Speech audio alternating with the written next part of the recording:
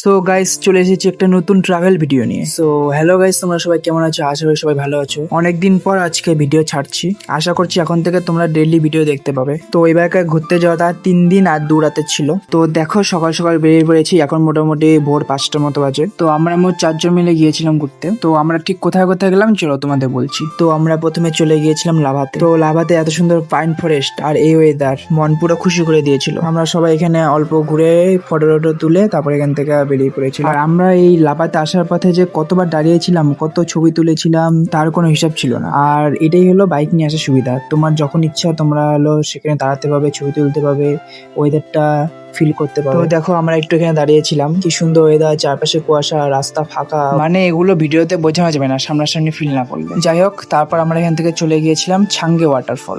এটা লাভা থেকে মোটামুটি 10 থেকে 12 কিলোমিটার দূরে। তো এটা নিয়ে ভিডিও আসছে এই ব্লগের পার্ট 2 তে, তো তোমরা দেখতে থাকো। Thank you.